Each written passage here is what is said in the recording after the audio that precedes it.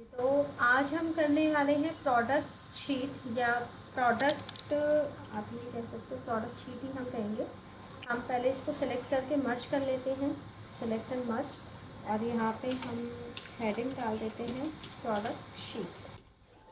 Product sheet के अंदर हमारा क्या क्या आएगा, एक तो आएगी प्रोडक्ट की आईडी और प्रोडक्ट का नेम और प्रोडक्ट का प्राइस कितने का है और प्रोडक्ट की क्वांटिटी।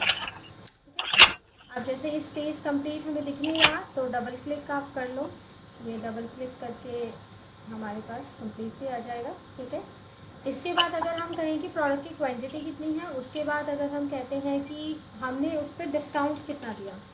ठीक है, तो मान लो हम सेल करते हैं कोई एक प्रोडक्ट, तो प्रोडक्ट के हमारे पास क्वांटिटी वगैरह सारा कुछ आ गया। अब हमने उसको डिस्काउंट दिया, डिस्काउंट देने के बाद यहाँ पे हमारा आ जाएगा कि हमारा टोटल अमाउंट कितना हो गया after discount, after discount amount. ये हमारा जो शीट बन रहा है ये बेसिकली कस्टमर के पॉइंट ऑफ व्यू से बन रहा है कि एक कस्टमर गया, उस कस्टमर ने कुछ प्रोडक्ट उसने खरीदे, ठीक है, उसको उस पर कुछ पर्टिकुलर डिस्काउंट मिला, तो उसको कितना अमाउंट पे करना है, अमाउंट कैसे पे करना है, तो ये कैसे हम निकालेंगे इस चीज़ को, अगर हमें कैलकुलेट करना है तो कैसे करेंगे।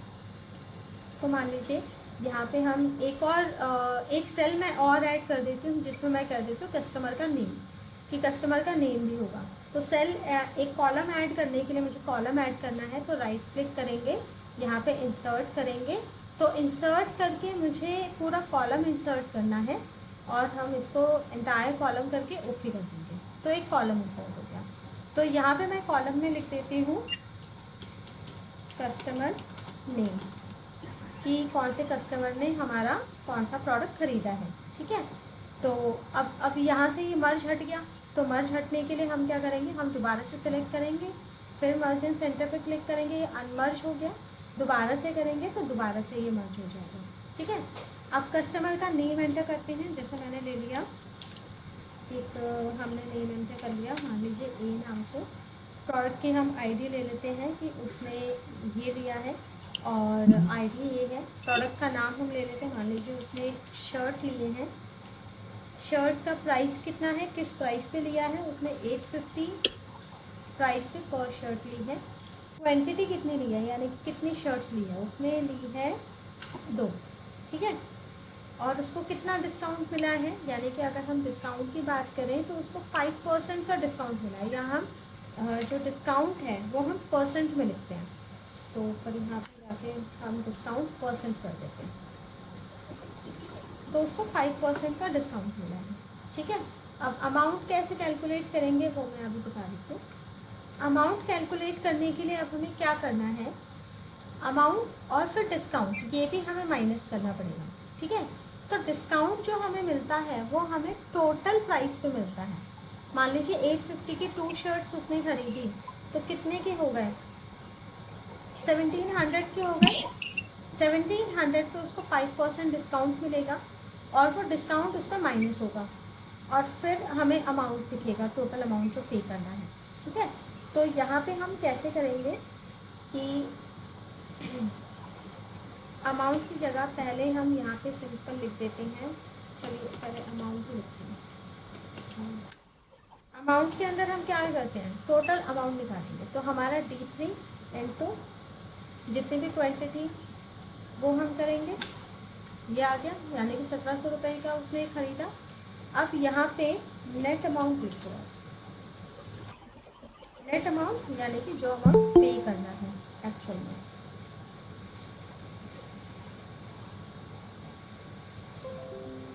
जो अमाउंट पे करना है। अब पे करने के लिए हमारा क्या है, जो अमाउंट है उसमें से ये डिस्काउंट जो निकलेगा उसको माइनस करना है। तो हम डिस्काउंट कैसे निकालेंगे कि जो भी हमारा अमाउंट है उसको मल्टीप्लाई करेंगे 5 और डिवाइड करेंगे किससे, 100 से। ठीक है, मतलब 5 डिवाइडेड बाय 100 इसी तरह से करेंगे, तो this multiplied by this divided by 100 ये आया, और ये जो हमारा अमाउंट आया ये हमारा डिस्काउंटेड अमाउंट है, बट इस डिस्काउंट अमाउंट को इसमें से भी माइनस करना है। तो ये डिस्काउंटेड अमाउंट को इसमें से भी माइनस करना है। तो फॉर्मूला हमारा ये नहीं रहेगा। फॉर्मूला अब देखो, जैसे मैंने इस पर लिख दिया, एंटर कर दिया, मेरा नंबर आ गया, मुझे दोबारा फॉर्मूला चाहिए तो आप इस पर डबल क्लिक कर सकते हो, डबल क्लिक करके आ जाएगा। अब हम क्या करेंगे, ये जो फॉर्मूला लगा है ये फॉर्मूला हमारा सिर्फ डिस्काउंट का निकला है, ठीक है, बट नेट अमाउंट में से डिस्काउंट माइनस करना है। तो नेट अमाउंट कहाँ है हमारा, G3 में है, तो G3 माइनस, ऐसे करेंगे, G3 में से माइनस कर दिया, G3 multiply by F3 divided by 100, तो एंटर करोगे तो ये हमारा नेट अमाउंट निकल गया। मतलब एक साथ हमने इसी में ही, इसी फॉर्मूले में ही हमने डिस्काउंट भी कैलकुलेट करा और उस डिस्काउंट को जो अमाउंट था उसमें से माइनस भी कर दिया, एक साथ हमने दोनों काम, ठीक है। अब मान लो नेक्स्ट प्रोडक्ट है, नेक्स्ट प्रोडक्ट लिया, उसका कोई और आईडी होगा, आईडी लिया, आईडी लेने के बाद यहाँ पे हम प्रोडक्ट का नाम ले लेते हैं कि वो टी शर्ट है।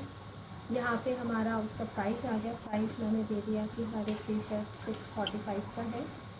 क्वांटिटी किसने कितनी ली है, उसने 4 टी शर्ट्स ली हैं, और इस पर कितना डिस्काउंट मिलेगा, अगर हम कहें तो चलो 10% का हम उसको डिस्काउंट दे देते हैं। अब अमाउंट क्या है, अब अमाउंट मैम आपकी वॉइस का ब्रेक हो रही है। वॉइस कट रही है, मैम अच्छा, आपकी वॉइस ब्रेक हो रही है। ब्रेक हो रही है, तो वॉइस ब्रेक का जी सबको ही सुनाई दे रही है या सिर्फ एक को है, बाकी सबको ठीक सुनाई दे रही है? यस मैम, नेटवर्क प्रॉब्लम होगा। ओके, अगर बाकी सबको ठीक सुनाई दे रही है तो जिसको ब्रेक लग रही है आई थिंक उसके नेटवर्क में प्रॉब्लम है।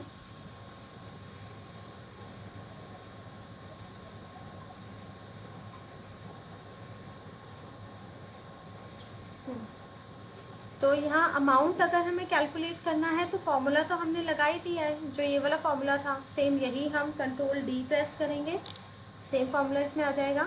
और यहाँ पे भी हमारा फॉर्मूला लगा ही हुआ है, जो हमने फॉर्मूला लगाया था यहाँ पे भी बस हमें कंट्रोल डी प्रेस करना है, तो ये हमारा अमाउंट दिखा देता है। तो यानी कि आप जैसे ही आप इसमें कोई भी आप प्रोडक्ट इसमें करते जाएंगे, फिर किसी ने सेम हमारा शर्ट लिया है 850 का ही लिया है, अब उसने 10 शर्ट ले ली, ठीक है, डिस्काउंट उसको 5% दे रहे हैं, यहाँ पे बस आप कंट्रोल डी कर दो, यहाँ पे कंट्रोल डी कर दो, ये अपने आप हमें डिस्काउंट करके जो वैल्यू है, जो अमाउंट है, हमें वही दिखा देगा, ठीक है। तो आप इस तरह से क्या कर सकते हैं, इस तरह से हम एक प्रोडक्ट शीट बना सकते हैं।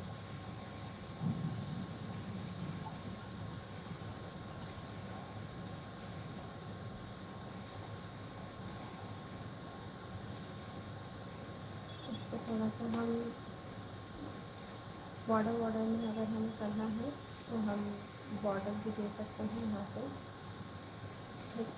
बॉर्डर या ऑल बॉर्डर्स, तो ऑल बॉर्डर में कुछ इस तरह से दिखेगा जो आपको बहुत ज़्यादा अच्छा लगेगा, ठीक है, मुझे समझ में आएगा, ठीक है। तो ये सबको समझ में आया प्रोडक्ट शीट कैसे बनाई जा रही है? Yes ma'am. Yes ma'am. फॉर्मूले में किसी को कोई इशू? No ma'am. मैं फॉर्मूला बता दीजिए। किसका, अमाउंट का या नेट अमाउंट का? Net amount. नेट अमाउंट के अंदर हम क्या कर रहे हैं, जो भी हमें डिस्काउंट दिया जा रहा है, ये डिस्काउंट सिर्फ इतना % लिखा हुआ है, ये डिस्काउंटेड अमाउंट नहीं है कि कितने अमाउंट का डिस्काउंट मिल रहा है। तो जो हमारी प्राइस है और जो क्वांटिटी है उस पर, मतलब जो भी प्राइस है उस पर 5%, 10%, 5%, 3%, यानी कि जैसे भी उस पर डिस्काउंट होगा वो डिस्काउंट इस पर आप लिखेंगे और उतना ही डिस्काउंट हमें देना पड़ेगा, उतने % का। तो यहाँ पे जब भी हम परसेंटेज निकालते हैं, जैसे 1700 का हमें 5% निकालना है, तो इसका हम कैसे निकालेंगे, 1700 मल्टीप्लाइड बाय 5 डिवाइडेड बाय 100, ये फॉर्मूला होगा 5% निकालने का। तो यहाँ पे जो ये इतना लिखा हुआ है ये सिर्फ डिस्काउंट निकालने का फॉर्मूला है, G3 यानी कि amount multiplied by F3 divided by 100। तो F3 में डिस्काउंट है, डिस्काउंट को डिवाइड बाय 100 करेंगे तो इससे हमारा सिर्फ डिस्काउंट आ जाएगा, डिस्काउंट का अमाउंट आ जाएगा। ओके, अब उसको हमने Yes, किसके से माइनस कर दिया, G3 में से माइनस कर दिया। तो G3 के अंदर टोटल अमाउंट ही है, तो टोटल अमाउंट का यहाँ से डिस्काउंट कैलकुलेट करके डिस्काउंट माइनस करके हमें नेट अमाउंट दे देगा। Okay, yes, ma'am. ओके, तो इस तरह से आप एक प्रोडक्ट शीट बना सकते हैं। प्रोडक्ट शीट के अंदर आपके पास मल्टीपल प्रोडक्ट है। अब आप मुझे बताइए क्या इसमें और कौन कौन सी मतलब फील्ड है जो हम ऐड कर सकते हैं।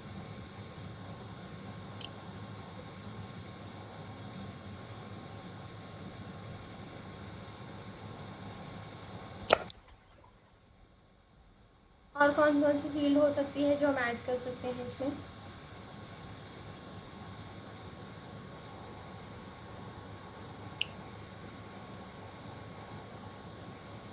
वैसे अगर प्रोडक्ट शीट कही जाए तो यहाँ पे एक ऑफ़र हम ऐड कर सकते हैं कि उसको अगर कोई ऑफ़र अगर मिल रहा है, ठीक है, ऑफ़र में कोई एक फ्री कोई प्रोडक्ट है वो अगर मिल रहा है या फिर कुछ और चीज़ें हैं तो हम यहाँ पे हम उसको लिख सकते हैं।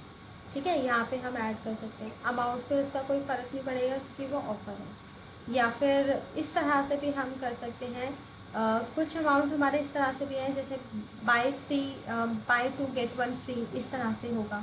तो अगर क्वांटिटी 2 है या क्वांटिटी 3 है तो थ्री का भी प्राइस वही रहेगा, 2 का भी प्राइस वही रहेगा।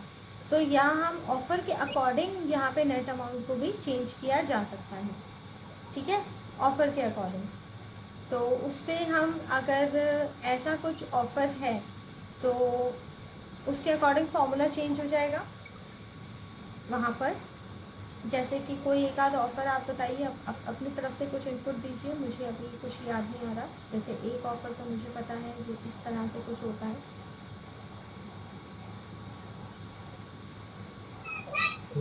मैम जैसे अगर 1000 से ऊपर परचेज करते हैं हम्म, तो by one get one free का ऑफर मिल सकता है इस टाइम में कुछ इस टाइप का ऑफर। कुछ हम कर सकते हैं। हाँ, ये कर सकते हैं कि जैसे जैसे वन अगर थाउजेंड अब 1000, जी जी, अब 1000 हो तो उसके अकॉर्डिंग वन शर्ट फ्री मिलेगी या फिर 50% डिस्काउंट मिलेगा, इस टाइप 50%, से। हाँ, इस तरह से हम कुछ कर सकते हैं।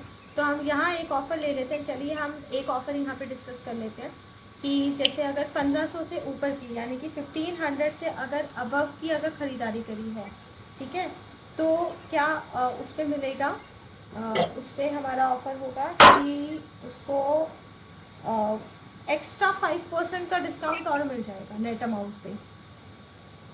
ये हम करेंगे कि एक्स्ट्रा 500 का जो है और मिल जाएगा। अगर 1500 से, जैसे ये अमाउंट 1700 है, इसमें 1500 का अगर अलग से मतलब 1500 से अबव का अगर किसी ने परचेज़ किया है तो उसको 5% अलग से मिल जाएगा।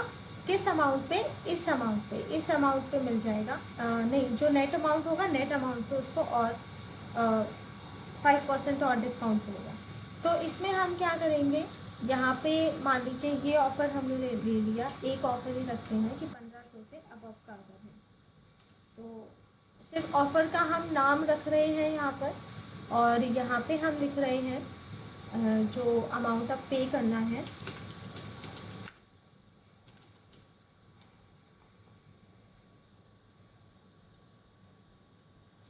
अब यहाँ पे इफ कंडीशन लग जाएगी। इफ कंडीशन में क्या होगा कि इफ़ अगर जो नेट अमाउंट है अगर वो ग्रेटर देन है या इक्वल्स टू है 1500 की, 1500 से अबव का है, तो क्या मिलेगा, उसको मिलेगा कोई ना कोई डिस्काउंट यानी कि 5% का डिस्काउंट।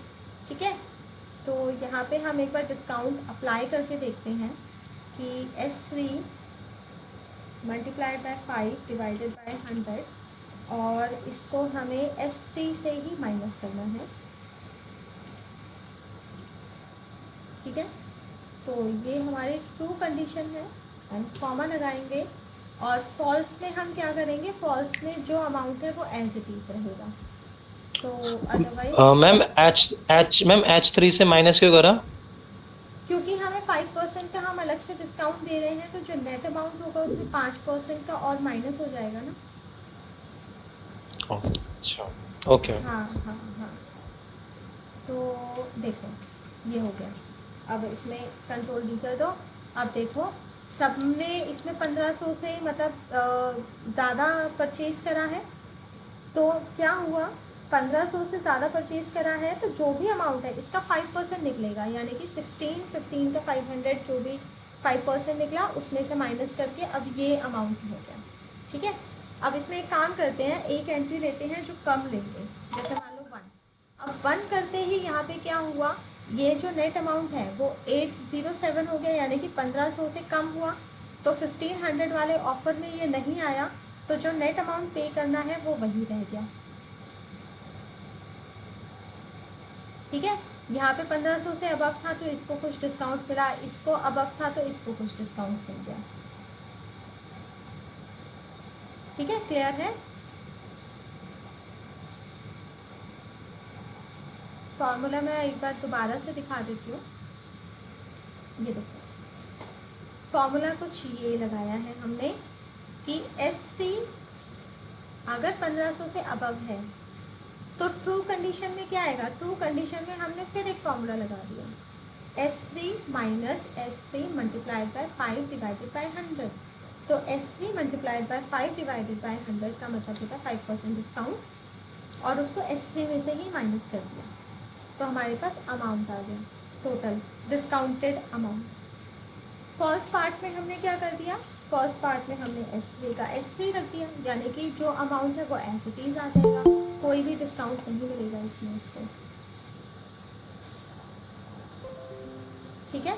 तो इस तरह से हमने फॉर्मूला लगाया, फॉर्मूला लगा के हमने जो ये 1500 वाला जो ऑफर था वो हमने अप्लाई कर दिया। तो ऐसे आप अलग अलग कुछ भी अगर कंडीशंस आती है उस कंडीशन के अकॉर्डिंग आप फॉर्मूला बना सकते हैं अपनी तरफ से।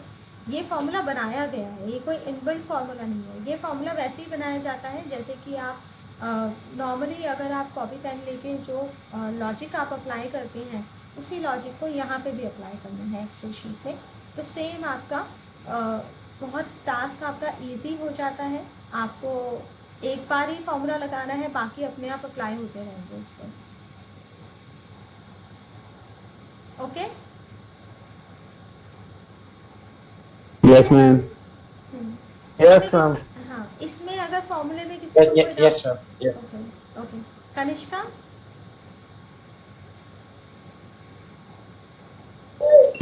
Yes, ma'am. आया समझ में, ये अब देखो ये हमने थोड़ा डिफरेंट कुछ यूज़ करा है। Yes, ma'am. ओके ठीक है। तो ये हमारा प्रोडक्ट हो गया, आज मैं प्रोडक्ट शीट ही आपको बता रही हूँ, इसमें आप अपनी तरफ से कुछ वेरिफिकेशन करके ऐसा ही कुछ अपनी तरफ से बना के आप अपलोड करेंगे जो आज का असाइनमेंट होगा। तो डेली डेली मैं आपको कोई ना कोई एक एक शीट कुछ इस तरह से मैं नए फॉर्मूलेज के साथ आपको बताऊँगी। आज हम इसके साथ साथ इस होम को लेते हैं कि होम जो मेन्यू है इसमें हम क्या क्या कर सकते हैं। जो होम मेन्यू है इसके अंदर आपका नॉर्मली वही सारे आपने कुछ आप देख रहे होंगे जो हमने वर्ड में भी यूज़ किए थे, जैसे कि cut copy paste format painter. ठीक है, फॉन्ट आ जाता है, फॉन्ट का साइज़ आता है, वही सेम चीज़ है। तो यहाँ पे जैसे आपको इसका साइज़ इसका फॉन्ट चेंज करना है तो यहाँ से आप क्या कर सकते हैं, जो भी आपको फॉन्ट चाहिए आप वो फॉन्ट आप यहाँ से ले सकते हैं। ठीक है। इसके बाद आपका साइज़ इंक्रीज़ करना है तो साइज़ आप इंक्रीज़ करिए, देखो जितना मर्ज़ी आप साइज़ चाहो उतना इंक्रीज़ कर सकते हो आप इसमें। इसके बाद आता है ये जो होता है इंक्रीज़ फॉन्ट साइज़, वही आप फॉन्ट साइज़ इंक्रीज़ कर सकते हो, यहाँ से करोगे डिक्रीज़ हो जाएगा। बोल्ड करना है, इटैलिक करना है, अंडरलाइन करना है, सेम आ जाता है। अब इसके अंदर आता है बॉर्डर्स। अब ये बॉर्डर हमारे एक्सेल में कुछ ज़्यादा ही इम्पॉर्टेंटली काम करते हैं, क्योंकि जब हम शीट बनाते हैं तो नॉर्मली हम उसको बॉर्डर्स में दे देते हैं ताकि वो देखने में अच्छा लगे, एक अलग से इंफॉर्मेशन उसके अंदर आ जाए। आप यहाँ पे ड्रॉ बॉर्डर कर सकते हैं, बॉर्डर की लाइन को बदल सकते हैं, जैसे मुझे इस कलर के बॉर्डर चाहिए ठीक है, तो पेंसिल आ जाएगी। आप यहाँ से बॉर्डर का कलर भी चेंज कर सकते हो, बहुत माइनर सा है, अभी शायद आपको नहीं दिख रहा होगा।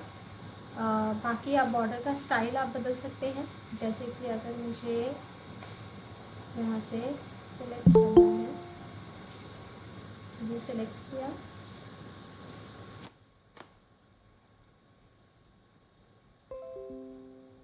किया, और सिलेक्ट करने के बाद बॉर्डर में गए, बॉर्डर लाइन आप बदलना चाहते हो, थिक बॉर्डर करना चाहते हो तो इस तरह से हम थिक बॉर्डर कर सकते हैं। ये देखो, तो ये पेंसिल आपके पास आ जाएगी जिसके थ्रू से आप इसमें बना सकते हो आप कुछ भी।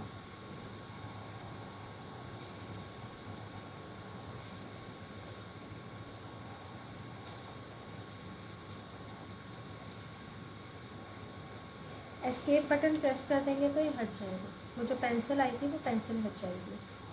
ठीक है, मोर बॉर्डर्स में जाएंगे तो यहाँ आप देख सकते हैं, बॉर्डर का स्टाइल दे सकते हैं, कलर दे सकते हैं, इनसाइड में आप कर सकते हो, आउटसाइड में कर सकते हो। देखो इनसाइड आउटसाइड प्रीव्यू दिख रहा है आपको, एंड ओके कर देंगे तो देखो जितना हमने सिलेक्ट किया था वहाँ डिफरेंट बॉर्डर आता है। इसके बाद इसमें हाईलाइट करना है तो वही हाईलाइट कलर आपको कलर देना हो तो आप दे सकते हैं, इसमें कोई भी कलर आप अप्लाई कर सकते हो। ठीक है, फॉन्ट का कलर चेंज करना है तो यहाँ से फॉन्ट कलर चेंज कर सकते हो, जैसे हमने ये कलर बदल दिया। ओके, बॉर्डर कलर हम कुछ डार्क में ले लेते हैं।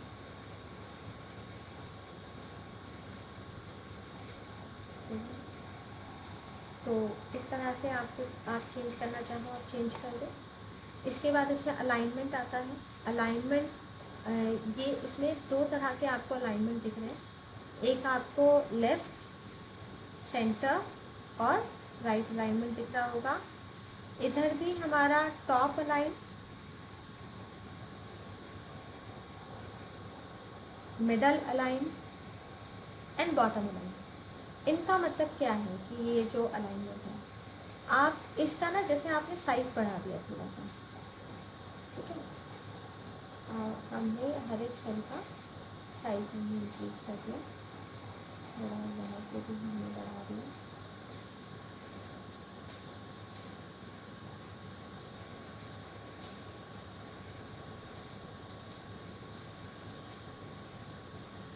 तो अब जो हमारा टेक्स्ट है वो देखो एक ही तरफ लिखा हुआ आ रहा है, मतलब आप करेक्टर देख रहे हो तो करेक्टर आपका लेफ़्ट की तरफ जा रहा है और जो नंबर आप देख रहे हो नंबर आपका राइट की तरफ जा रहा है।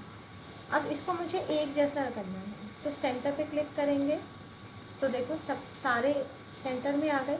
ठीक है, राइट में करेंगे सारे राइट में आ जाएंगे, सारे लेफ्ट में करेंगे लेफ्ट में आ जाएंगे। ठीक है, तो मैंने सेंटर कर दिया। यहाँ पे क्या होता है कि जैसे आप इसको सेंटर में करते हो तो पूरे सेल के बीच में आ गया वो। अगर आप डाउन करते हैं तो देखो सब डाउन आ गए, सेल के डाउन में, सेल के सेंटर में, और यहाँ करेंगे सेल के टॉप में। तो ये फॉर्मेटिंग है कि आप जो आपका डेटा है उस डेटा को आपको कैसे दिखाना है। नेक्स्ट उसके बाद यहाँ पे आता है डायरेक्शन। इस डायरेक्शन का मतलब है कि जैसे मान लो ये एक कस्टमर नेम मैंने सेलेक्ट करा और यहाँ से आपको डायरेक्शन देखना है। देखो क्लॉकवाइज आपका कुछ मतलब एक एंगुलर आपका बदल गया, रोटेट आप बिल्कुल ही अप रोटेट में आ गया, इसको देखो तो ऐसे करके दिखा रहा है।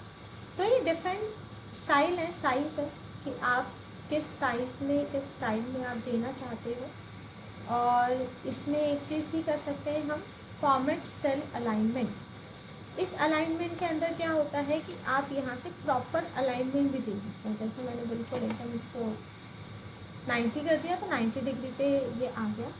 ठीक है, सॉरी इस पे 0 डिग्री पे आ गया। अब इसकी डिग्री में थोड़ा सा बढ़ा देती, 15 डिग्री कर देती हूँ, ओके करते तो देखो 15 डिग्री पे ये पहुँच गया। तो ये टेक्स्ट है, ये किस लिए यूज़ होता है, ये कहाँ यूज़ होता है, इसका यूज़ थोड़ा सा फॉर्मेटिंग करने के लिए यूज़ होता है। जैसे कि अगर मैं एग्जांपल दूँ,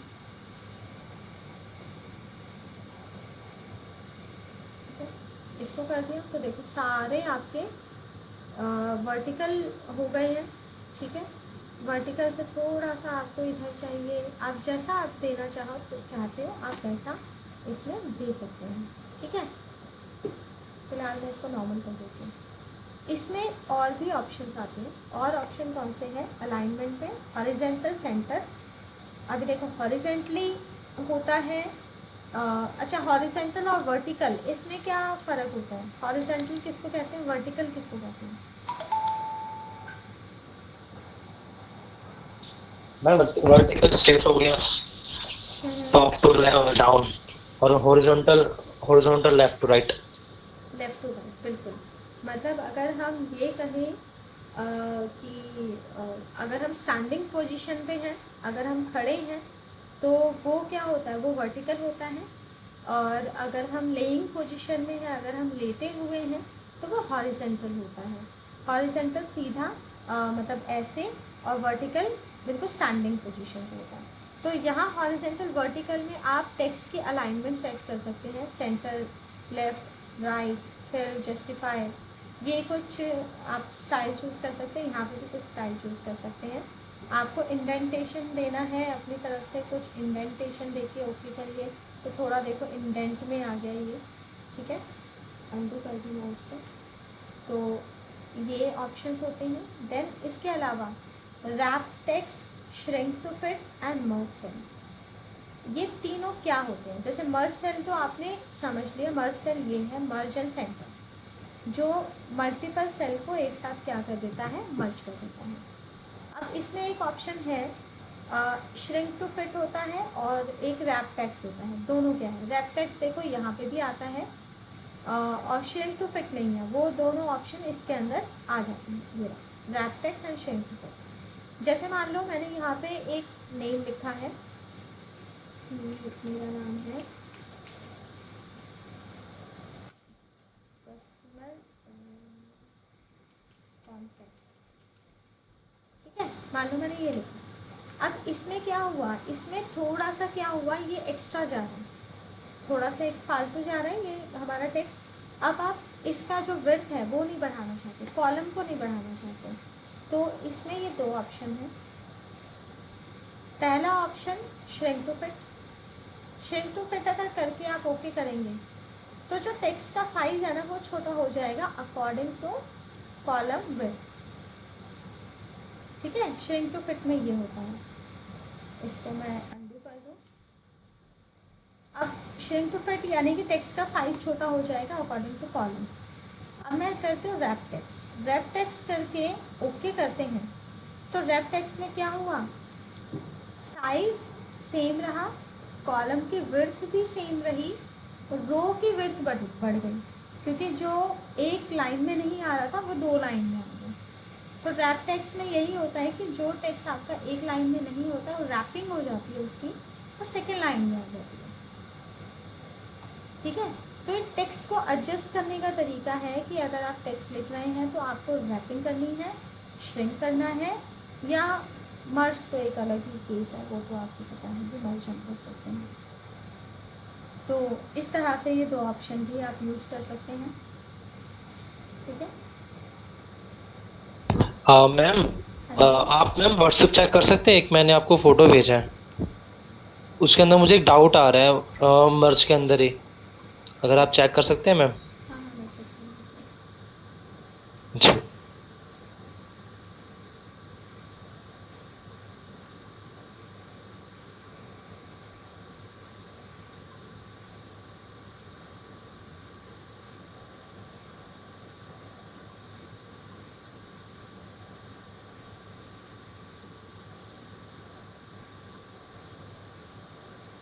Selection content multiple data value, merging one cell will keep the upper left most data.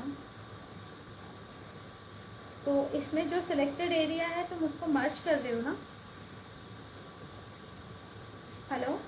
Yes ma'am, मर्ज कर रहा हूँ तो उसमें ये मैम, हाँ हाँ हाँ। हाँ, जी मैम, मैं मर्ज कर रहा हूँ तो उसमें ये ऑप्शन आ रहा है, और जैसे ही मैं इसको ओके दबा रहा हूँ तो जैसे मैंने आपको पहले बताया था कि पूरा नेम आ रहा था, तो उसी तरीके से जो फर्स्ट इसको टैग कर रहा हूँ मैं वही पूरा आ रहा है।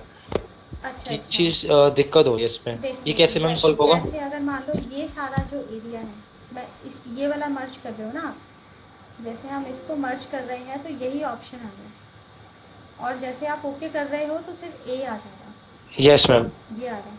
तो देखो ये इसलिए यस हो रहा मैम, यस है, मैम। ये इसलिए हो रहा है क्योंकि इसके अंदर क्या है, मल्टीपल सेल हैं और मल्टीपल सेल में कोई ना कोई वैल्यू है।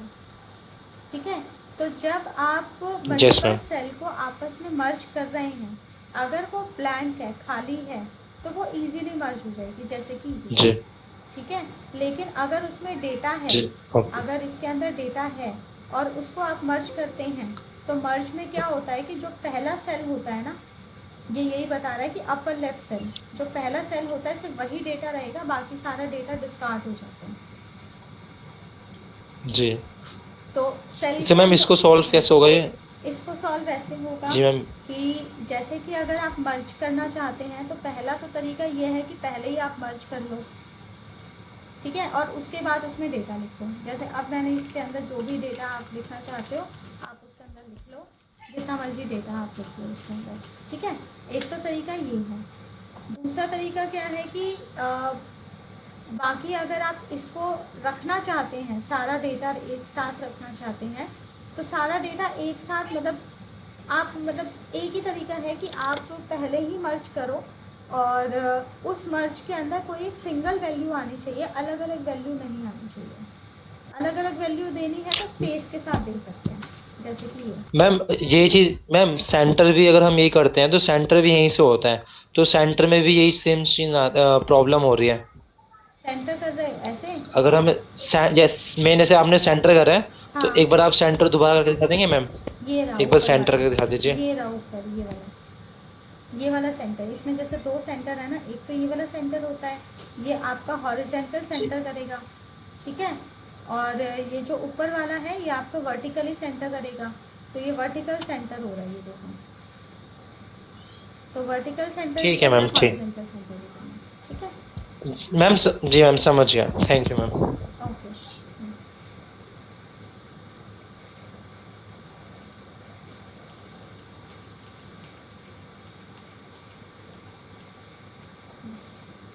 तो अभी हम क्या कर रहे थे, हाँ हमने रैप टेक्स्ट देख लिया, मर्ज सेंटर देख लिया। अच्छा, मर्ज एंड सेंटर के अंदर भी आपके तीन चार तरह के मर्ज सेंटर हैं।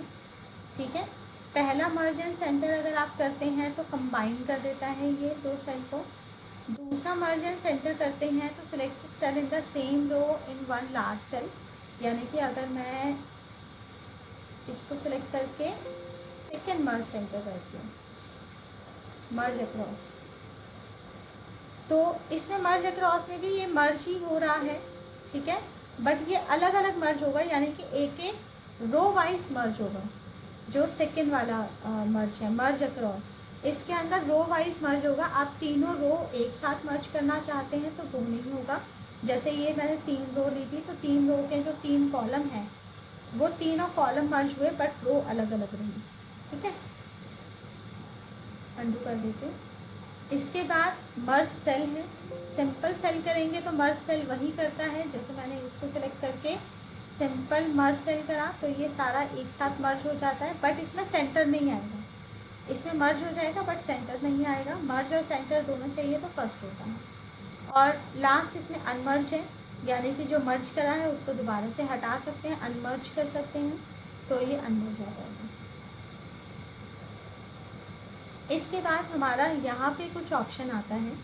ये ऑप्शन क्या है? इस ऑप्शन का मतलब है कि जब हम सेल के अंदर कुछ डेटा लिख रहे हैं, तो वो डेटा किस टाइप में दिखना चाहिए। ठीक है, जैसे मान लो ये डिस्काउंट है, तो यहाँ से 5 नहीं, इसमें परसेंटेज भी लगना चाहिए। तो यहाँ पे हम क्या कर रहे हैं, यहाँ पे मैंने ये परसेंटेज लगा दिया, तो देखो ये परसेंटेज आ गया।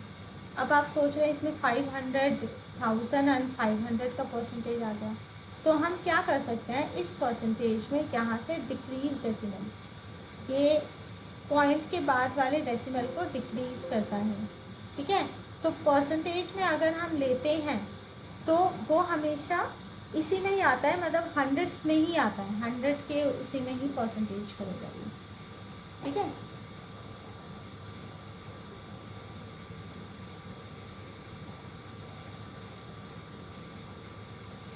तो आप यहाँ से आप ऑप्शन दे सकते हैं। देन करेंसी, जर्नल जो होता है वो नॉर्मल फॉर्मेट होता है, जिसमें कोई स्पेसिफिक फॉर्मेट नहीं आता।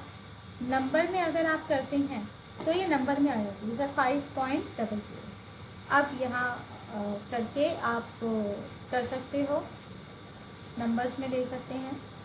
तीसरा, अगर आपको करेंसी में चाहिए तो क्लिक करो, देखो ये करेंसी में आ गया, रुपीज़ आ गया करेंसी में। शॉर्ट डेट, अब जैसे मुझे यहाँ पे डेट लिखनी है, ठीक है, अब करंट डेट लिखनी है, मैंने डेट लिखा, आज की डेट है 08/10/2020।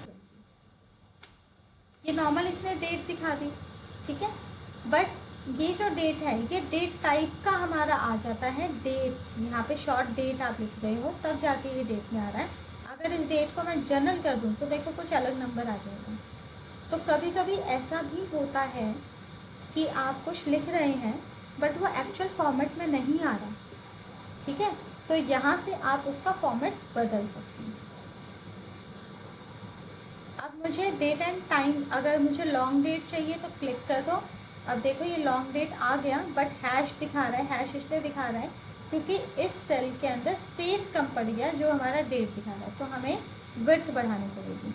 विड्थ बढ़ाते देखो इसने अपने आप 10 को अक्टूबर बदल दिया, तो यहाँ पे लॉन्ग डेट आ गया। इसी तरह से जैसे टाइम पे क्लिक करेंगे तो अभी ये टाइम बता रहा है क्योंकि डेट लिखा है तो टाइम इस तरह से 00 दिखा रहा है। आप अगर टाइम में इसको बदलना चाहते हो, जैसे मैंने यहाँ लॉन्ग डेट कर दिया, यहाँ पे मैं कोई टाइम दे देती हूँ, जैसे मैंने 12:12 ये आ गया, तो ये अपने आप ही टाइम में दिखा रहा है, तो यहाँ से आप टाइम इस तरह से भी कर सकते हो। फॉर्मेट अगर नहीं आ रहा तो यहाँ से ले लो। परसेंटेज हो गया।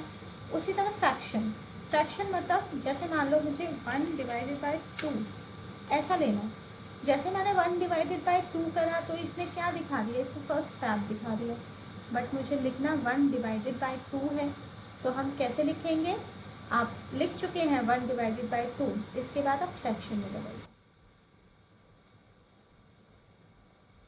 ठीक है। फ्रैक्शन में करा, इसने कुछ और नंबर ले लिया था, लेकिन मैंने दोबारा जब इसने लिखा तो इसने फ्रैक्शन में ले लिया, ठीक है। तो इसी तरह से अब मुझे 5/7 कुछ ऐसा लिखना है, नहीं आ रहा है, फ्रैक्शन में बदलो, नंबर अलग आया, दोबारा लिखो, ठीक है। तो मतलब आप उस कॉलम में, जिस कॉलम में आपको इस तरह का डेटा चाहिए, पहले ही आप उस कॉलम में, जैसे मुझे यहाँ पे कोई एक इस तरह का फॉर्मेट चाहिए जो फ्रैक्शन में लिखा जाए,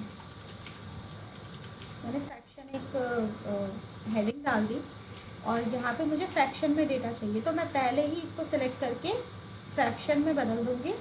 और अब यहाँ पे आप कितने मर्जी फ्रैक्शन डालो, जैसे 9/8, ओके, अच्छा 5/6, 3/3 और 2/6, देखो 2/6 करा, इसने अपने आप कैलकुलेट कर लिया उसको 1/3, यानी कि 2/6 को अगर आप डिवाइड करते हो तो मिनिमम क्या होता है 1/3, तो इसने अपने आप कैलकुलेट करके उसको दे दिया, जो मिनिमम फ्रैक्शन होगा ये वही होगा, ठीक है।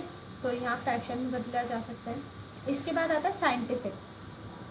साइंटिफिक है कुछ ऐसा डेटा जो आपको साइंटिफिक में देना है, जैसे कि यहाँ दिखा रहा है जो एक्सपोनेंशियल में होता है, तो एक्सपोनेंशियल में अगर आपको डेटा चाहिए तो वो इस तरह से दिखाता है। जैसे कि एक्सपोनेंशियल डेटा कौन से होते हैं, जो हमारे डेटा बहुत बड़े होते हैं, बहुत बड़ा डेटा होता है, जैसे लाखों करोड़ों में अगर हमने कोई नंबर लिखा, जैसे मान लो इस तरह का कोई नंबर है और मैं एंटर करती हूँ तो इस तरह का नंबर ऑटोमेटिकली फ्रैक्शन में बदल जाता है।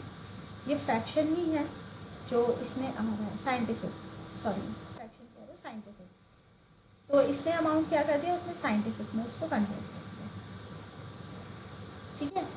इसी तरह से अगर मुझे कुछ इस तरह का बड़ा डेटा चाहिए, ठीक है, बट ये बड़ा डेटा मुझे फ्रैक्शन में नहीं चाहिए, मुझे इसको चाहिए टेक्स्ट में, तो टेक्स्ट में क्या होता है, अब मैंने डिलीट करके दोबारा से इसमें कुछ बड़ा सा डेटा लिखा तो देखो वो डेटा चेंज नहीं हुआ, ठीक है। जैसे कि मान लो contact number, for example contact number आप लिखते हो तो कॉन्टैक्ट नंबर 10 डिजिट का होता है, ठीक है।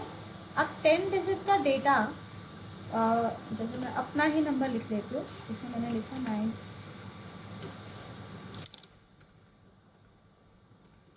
मान लो मैंने कोई नंबर लिखा है इसमें, नंबर लिख के जैसे ही आप एंटर करते हो और मैं इसको बदल देती हूँ साइंटिफिक में, ठीक है। अभी तो टेक्स्ट में ही कन्वर्टेड है, मैं यहाँ पे साइंटिफिक करा और साइंटिफिक करके कोई नंबर लिख रही हूँ, ठीक है, और एंटर कर दो। तो देखो इसमें उसमें साइंटिफिक में बदल दिया, बट अब मुझे साइंटिफिक नहीं चाहिए, मुझे नंबर ही लिखना है। तो हम यहाँ पे टेक्स्ट पे क्लिक कर देते हैं, तो कॉन्टैक्ट नंबर की ही तरह दिखेगा, वो अलग से नंबर की तरह नहीं दिखेगा। ठीक है, सबको क्लियर हो रहा है? Yes, ma'am. Yes, ma'am. तो यहाँ एक्सेल पे डिफरेंट टाइप का डेटा लिखा जाता है, अलग अलग टाइप का डेटा लिखा जाता है, वो डेटा कभी दूसरे डेटा पे भी कन्वर्ट हो सकता है, तो उसको मैनेज करने के लिए यहाँ नंबर फॉर्मेट दिए हुए हैं। इस पर आप नंबर पे क्लिक करेंगे तो देखो ये सारे फॉर्मूले यहाँ पे भी दिए हुए हैं, इधर भी हैं, तो यहाँ से भी आप मतलब एक आपका डायलॉग बॉक्स ओपन हो गया, वहाँ से भी आप ले सकते हो। इसमें एक आता है कस्टम। अब जैसे मान लो एक मैं और तरीका आपको बता रही हूँ, जैसे मुझे यहाँ पर लिखना है 0.007, मुझे ये नंबर लिखना है, ठीक है। अब ये जो पॉइंट से पहले ज़ीरो है, चलो ये तो पॉइंट वाला हो गया। अगर मान लो मुझे यहाँ पे लिखना है 007 और मैं एंटर कर दूँ, तो इसने क्या कर दिया, उसको 7 में कन्वर्ट कर दिया। बट मुझे जो स्टार्टिंग है, मुझे स्टार्टिंग में 00 लगाना है, 007 है, जैसे कोड नंबर होता है 001, 002, 003, मुझे स्टार्टिंग में 0 चाहिए, बट ये जो लेफ्ट हैंड में 0 को काउंट करता ही नहीं है। तो अब यहाँ पे हम कैसे लिखेंगे? इसको लिखने के लिए हम क्या करते हैं, इसी में नंबर में जाएंगे, यहाँ पे आता है कस्टम। कस्टम में यहाँ पे जर्नल के बाद नेक्स्ट आता है सिंगल ज़ीरो। आप यहाँ पे क्या कर दो, 000 लगा दो, ठीक है। जैसे ही आपने यहाँ पे 000 लगाए, 0 को सिलेक्ट करके, तो ऊपर सैंपल में देखो 007 ये दिखा रहा है, और इसको ओके कर दो। ओके करते ही ये देखो 007 इसने दिखा दिया। अब यहाँ पे चाहे मुझे 009, 010, 011, आप जो भी नंबर देना चाहते हैं, 004, 001, 002, आपका वो नंबर आ जाएगा।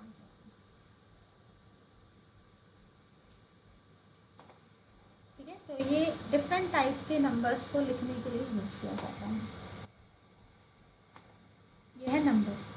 यहाँ पे अलाइनमेंट में क्लिक करोगे तो वही अलाइनमेंट आ गया जो अभी हमने देखा था अलाइनमेंट। यहाँ पे फॉन्ट पे क्लिक करेंगे तो सेम वही फॉन्ट है। ये फॉन्ट यहाँ से भी ओपन हो जाता है, जब आप इस फॉन्ट पे कॉर्नर पे क्लिक करेंगे तो वही फॉन्ट ओपन हो जाता है, सेम ही है। Style, colour, strike through, superscript, subscript, Excel में भी वही चीज़ है। यहाँ से आप बॉर्डर दे सकते हैं, सिंपल वही बॉर्डर आ जाता है। यहाँ से आप फिल दे सकते हैं कि अगर आपको बैकग्राउंड में कोई कलर चाहिए तो आप कलर दे सकते हैं।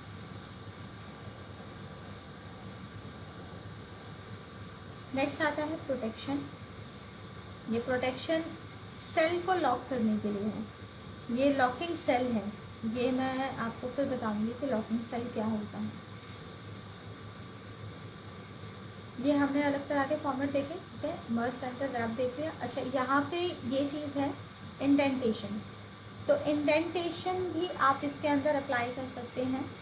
जैसे कि ये मैंने इंडेंट करा, तो जैसे आप इंडेंट करते हो देखो टेक्स्ट आपका राइट की तरफ इंडेंट होगा, और यहाँ लेफ़्ट पे क्लिक करते हो तो अगेन लेफ़्ट की तरफ इंडेंट होगा, ठीक है। तो यहाँ से आप इंडेंटेशन भी मैन्युअली आप दे सकते हैं, पर्टिकुलर सेल में, डेटा में इंडेंटेशन क्या होगा।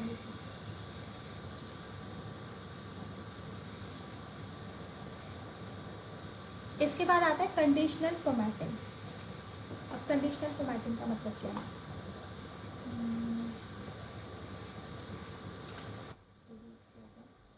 अब डिलीट करा बट इसका फॉर्मेटिंग रह गया है, तो फॉर्मेटिंग डिलीट करने के लिए यहाँ पे एक ऑप्शन आता था डिलीट फॉर्मेटिंग, बट हम यहाँ से नो फिल कर देंगे। अब जो कंडीशनल फॉर्मेटिंग है इसका मतलब क्या है? इसका मतलब है कंडीशन के साथ फॉर्मेटिंग करना। अब मैं यहाँ पे ना कुछ नंबर लिख रही हूँ,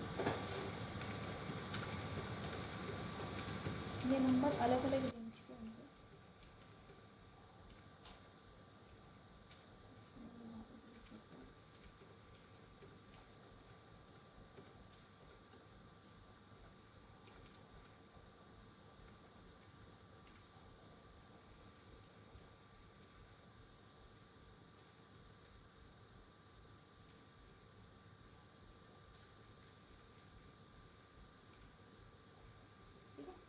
अब इन नंबर में जब आप देख रहे हो तो ये नंबर मिक्स नंबर है, कुछ नंबर वंस में है, कुछ नंबर टेंस में है और कुछ हंड्रेड्स में है।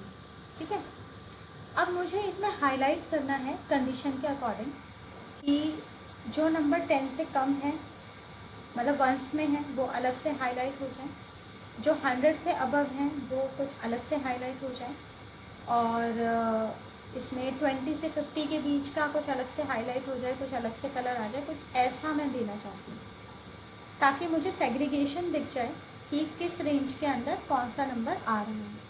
ठीक है, तो हम यहाँ पे कंडीशनल फॉर्मेटिंग में जाएंगे। यहाँ पे ऑप्शन है हाईलाइट सेल, आप सेल को हाईलाइट कर सकते हैं, आप डेटा बार दे सकते हैं, कलर स्केल दे सकते हैं, आइकन सेट कर सकते हैं, ये सारे। तो पहले मैं हाईलाइट सेल बता रही हूँ। हाईलाइट सेल पे मैंने कहा ग्रेटर देन, कि ग्रेटर देन जो नंबर 100 से अबव है, ठीक है, 100 या 100 से अबव है, उसको कुछ अलग कलर से फिल कर दे। तो यहाँ पहले से बने हुए कुछ फिल है, मतलब कलर कस्टम दिए हुए हैं। आप अगर अपनी तरफ से कस्टम फॉर्मेटिंग देना चाहते हैं तो कस्टम फॉर्मेटिंग में चले जाओ। मैं ये कह रही थी जो 100 से अबव है वो रेड कलर में आ जाए। ठीक है, रेड कलर, ओके, तो रेड कलर में इसने कर दिया, ओके कर दिया, ओके। नेक्स्ट उसके बाद फिर मैं इसमें कर देती हूँ लेस देन, जो लेस देन है 10 से, उसमें क्या कलर आ जाए, उसमें मैं कलर कर देती हूँ ब्लू, कि वो ब्लू कलर में मुझे शो कर दो, ओके कर दो और ओके कर दो। अब इसमें कुछ कलर जो हैं वो ब्लू में दिखा रहा है बट नहीं नज़र आ रहा है, रीज़न है क्योंकि हमें बोल्ड करना है।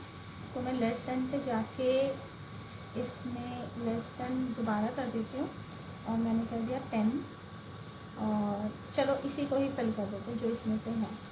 ओके, अब मैं कह रही हूँ बिटवीन, कि जो वैल्यू मेरी बिटवीन है, किससे कहाँ तक, 10 से 30 तक, 10 से 30 के बीच के जो हैं उसका क्या होना चाहिए, उसका होना चाहिए कस्टम फॉर्मेटिंग में कलर मैं ले लेती हूँ ग्रीन, ठीक है, और बोल्ड कर देते हैं, यानी कि वो ग्रीन कलर में आ जाए। ओके, दोबारा से मुझे बिटवीन चाहिए, दोबारा से बिटवीन कर देते हैं, और अब मैं बिटवीन कर देती हूँ 30 से लेके और 50 तक। तो 30 से 50 के बीच में जो नंबर है वो मेरा होना चाहिए colour proper brown colour, maroon colour and blue and okay. Okay जैसे ही आप करोगे तो यहाँ पे देखो सारे कलर्स जो हैं, सारे जो नंबर्स हैं वो अलग अलग कलर में आते हैं। ठीक है, 10 से नीचे वाले अलग, 100 से ऊपर वाले अलग, बाकी जो मैंने कंडीशंस दी थी उसके अकॉर्डिंग अलग, 35 अलग आ रहा है, 25 अलग आ रहा है, ये देखो। ठीक है, तो जो कंडीशन दी है उसके अकॉर्डिंग फॉर्मेट हो रहा है। तो यहाँ फॉर्मेटिंग हमारी इसलिए हो जाती है कि ताकि हम देख के हमें पता चल जाए कि कौन सा डेटा कहाँ पर है, किस तरह से इसमें सेग्रीगेशन हो रहा है। ठीक है, Yes, ma'am. हाँ, इसमें एक चीज़ और आता है डेटा बार। डेटा बार में आप कुछ भी ले लो, जैसे डेटा बार में आपने कुछ भी लिया और आपने क्लिक कर दिया कोई एक कलर, तो ये डेटा बार में क्या कलर दिखाता है, जैसे 35 है तो देखो इसका बार ज़्यादा बड़ा है, 25 है तो बार कम है, 65 है तो और बड़ा है, 75 है तो और बड़ा है। यानी कि अमाउंट के अकॉर्डिंग जो बार्स है ना उसकी जो विड्थ है या लेंथ है उसको अपने आप अकॉर्डिंगली बढ़ाता जाएगा। ये देखो ये जो 147 है ये 147 का सबसे ज़्यादा आ गया। तो ये बार के थ्रू से भी दे सकते हैं, मतलब वो आपकी चॉइस है, आप इसमें कौन सी चीज़ कैसे देना चाहते हैं। बार देना चाहते हैं, हाईलाइट देना चाहते हैं, ये टॉप 10 इसमें भी आप अप्लाई कर सकते हो। एवरेज के अकॉर्डिंग ये दिखा देगा, ठीक है। तो इस तरह से रूल अप्लाई करेंगे। देन उसके बाद आता है format as table. Format as table का मतलब क्या होता है, हम टेबल की फॉर्मेटिंग करते हैं। जैसे कि अगर ये वाली टेबल की फॉर्मेटिंग करनी है, सेलेक्ट करिए, फॉर्मेट एज टेबल करिए, कोई भी आपको फॉर्मेटिंग सही लग रही है ओके कर दो एंड ओके कर दो। तो देखो ये उसी तरह से फॉर्मेट एज टेबल आ गया। और इसके अंदर ना कुछ ये आपका फ़िल्टर्स आ जाते हैं। फ़िल्टर्स में क्या होता है,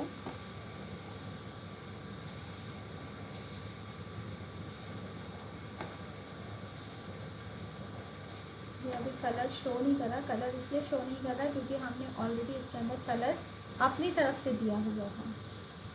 तो यहाँ से नो फिल कर दो। नो फिल करते ही देखो अब जो हमने टेबल सेलेक्ट की थी उसका कलर इसने ले लिया।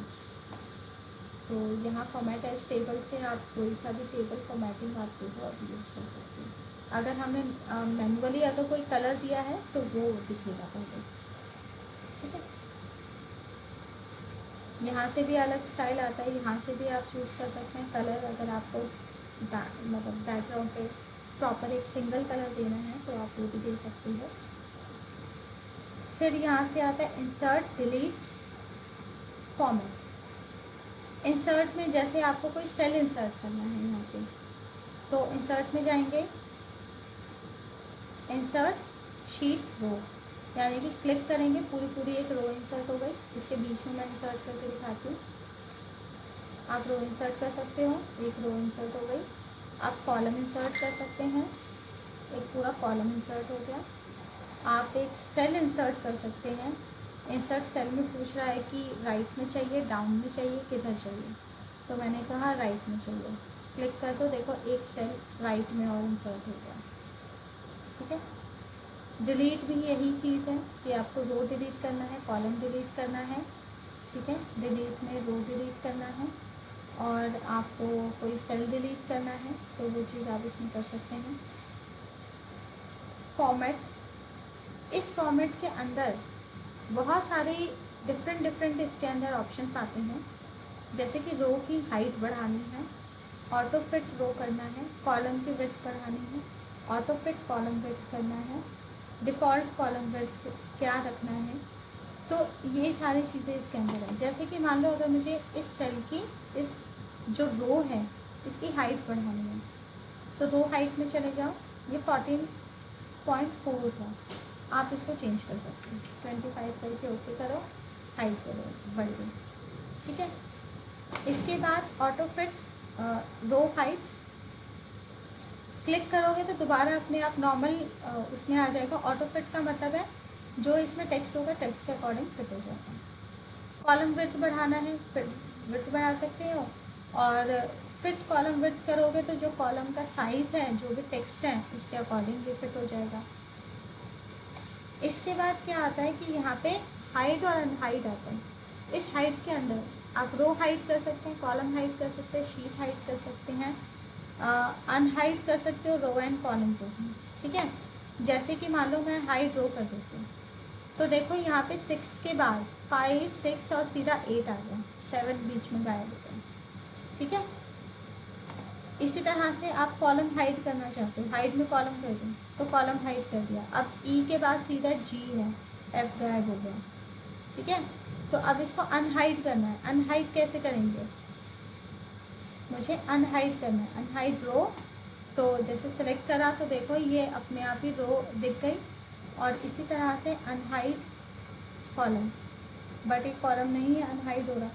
अनहाइड इसलिए नहीं हो रहा क्योंकि दो कॉलम जो है जिसके बीच में जो कॉलम हाइड है, आप ये दोनों को सिलेक्ट करो, फिर आप यहाँ से अनहाइड करो, तब जाके बीच का जो है अनहाइड होगा, वरना वो हाइड रह जाएगा। रीनेम शीट, शीट को रीनेम करना है, क्लिक करें, यहाँ पे देखो नीचे शीट का नाम, शीट वो हो गया। अब आप यहाँ पे कोई भी दे सकते हैं, जैसे मैंने प्रोडक्ट शीट यहाँ पे लिख दिया, मतलब ये वाले शीट के अंदर क्या है, प्रोडक्ट का इंफॉर्मेशन है। उसी तरह से जैसे आप क्लिक करके सेकेंड शीट को रीनेम करना चाहते हो तो यहाँ पे रीनेम का भी ऑप्शन है, यहाँ पे भी आप कर सकते हैं। जैसे मुझे सेकेंड को लिखना है मार्कशीट, तो आपने मार्कशीट लिख दिया, तो शीट लेके शीट का आप नाम बदल सकते हैं। Move and copy, move and copy का मतलब है आप शीट को मूव कर सकते हैं। मूव हम नॉर्मली ऐसे भी कर सकते हैं, जैसे मान लो मार्कशीट पहले शीट में जो प्रोडक्ट बांटनी चाहिए तो ऐसे पकड़ के आप खींच लो, ये जो एरो ये ट्राइंगल सा दिखा रहा है इसके थ्रू से आपका जो है आप यहाँ से चेंज कर सकते हो, मूवमेंट बदल सकते हैं, ठीक है। कॉपी क्या होता है कि यहाँ से राइट क्लिक करेंगे तो मूव एंड कॉपी भी आता है। आपको एक कॉपी क्रिएट करनी है, इसी शीट की डुप्लीकेट कॉपी क्रिएट करनी है, तो क्रिएट अ कॉपी करके ओके करेंगे तो देखो एक और डुप्लीकेट कॉपी बन गई। शीट है ये 2 के नाम से हो गई, तो डुप्लीकेट बन गई है। टैब कलर का मतलब क्या होता है, जैसे टैब कलर मैंने बदला तो जो यहाँ पे ये नाम है शीट का उसका कलर बदल जाता है, बैकग्राउंड, ठीक है। ये देखो ये येलो कर दिया, ये मैंने ग्रीन कर दिया, तो ये अलग तरह से टैब कलर है। सेग्रीगेशन करने के लिए अगर बहुत सारे आपके पास शीट्स हैं तो तब आप इसमें टैब कलर दे सकते हैं। इसके बाद आता है प्रोटेक्ट। प्रोटेक्शन मैं आपको नेक्स्ट क्लास में बताऊंगी, कल की क्लास में बताऊंगी प्रोटेक्शन हम कैसे करेंगे। और ये जो बाकी ऑप्शंस हैं auto sum, fill, clear, sorting, ये भी मैं आपको नेक्स्ट क्लास में ही बताऊंगी, ठीक है। अब आप लोग बताएं कि इसमें जो अभी तक मैंने बताया उसमें किसी को कोई डाउट है, कोई प्रॉब्लम है?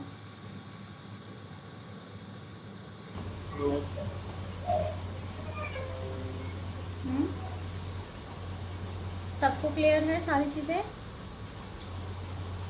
Yes, ma'am. मैम सब क्लियर है मैम? बताएं।